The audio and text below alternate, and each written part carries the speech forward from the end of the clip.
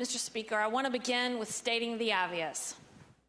I am a woman, and I'm an elected member of the oldest legislative body in the New World, the Virginia House of Delegates. And needless to say, I'm very proud of that, and I'm proud of how I got here. I've served in this body for 7 years now. However, this morning I experienced probably the most disappointing and discouraging event I've ever experienced during my time in this body. As a woman, the ERA is something I personally and fundamentally disagree with. I will talk about the reasons in just a moment, but as a delegate and as a woman elected to this body, that is a right of mine. Throughout my career as a small business owner and a delegate, and even a mother, I have traveled all across my district speaking to young women and young girls, telling them, you too can do anything you set your mind to. I tell my daughter that too, and I encourage her to form her own opinions about the world, not just inherit mine. Mr. Speaker, what I saw this morning truly broke my heart. In my subcommittee this morning, the room was packed with women and young girls who came to participate in the political process. I'm not naive. I knew many of them were there to support a position I'm against. Nonetheless, as I tell young girls who I speak to as a delegate, and even my own daughter, I don't care if you agree with me or not, participating in the political process is important. So this morning, as chairwoman of my subcommittee, I took a moment to try and speak directly to the young girls in attendance.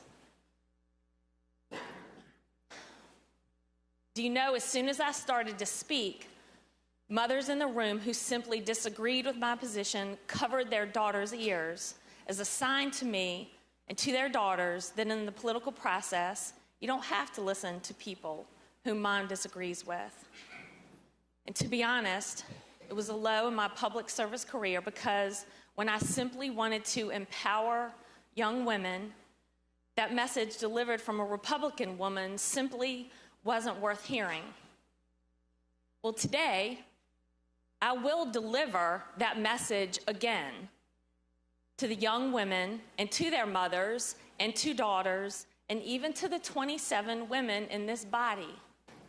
Never, never let anyone tell you that you need anything more than hard work, determination, heart, and a strong work ethic to be successful in life. Amen.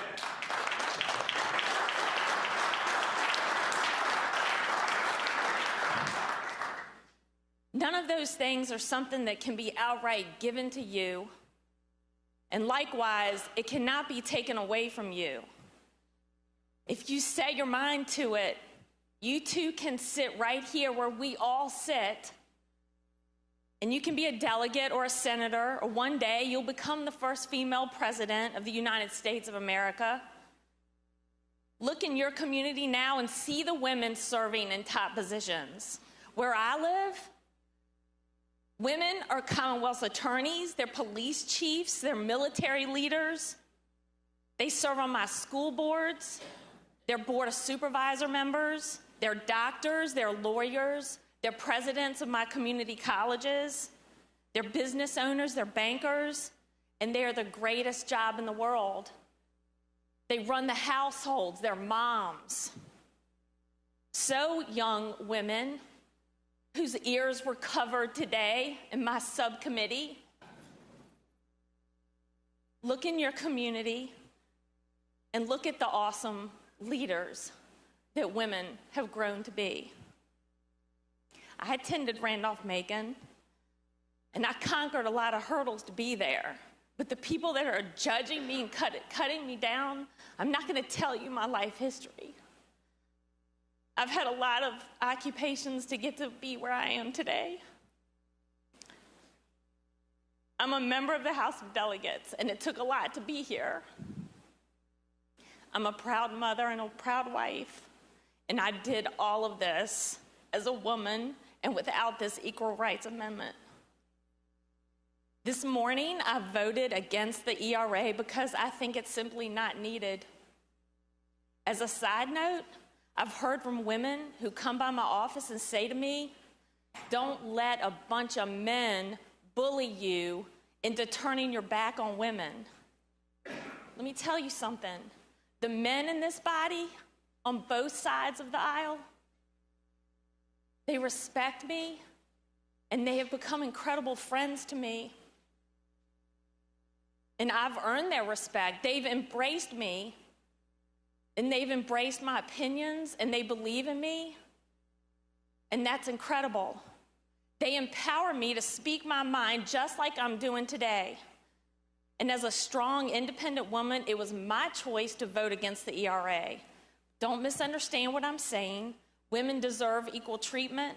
Women deserve to be paid fairly. Women deserve to have every opportunity in life just like a man does. And thanks to the 14th Amendment and the Virginia Constitution, violating any one of those is against the law. The 14th Amendment says the government shall not deny any person equal protection of the laws. The last time I checked, I fall under any person. Year after year in this body, I've had supporters of the ERA come to my office with young girls, and the adults look at that young girl and tell them, you can never be successful because the ERA is not in the Constitution. That is a simply wrong message to send to our daughters. We need to empower them and tell them they don't need a piece of paper to serve in the Virginia House of Delegates or higher. And to all the young girls out there, I was trying to say that this morning when their ears were covered. And let me say this again. Who knows if the so-called ERA will ever be ratified by another state? And who knows after the court battles that are sure to ensue if it will ever actually become the 28th Amendment.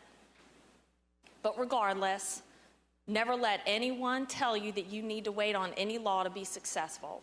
If you want to be a doctor and save lives, don't let it stop you. If you want to be a teacher and teach the next generation, don't let that stop you. If you want to work in politics, as a Democrat or a Republican or an independent and serve your community, don't let that stop you. Nothing stopped any of us. And with hard work and determination and a big heart,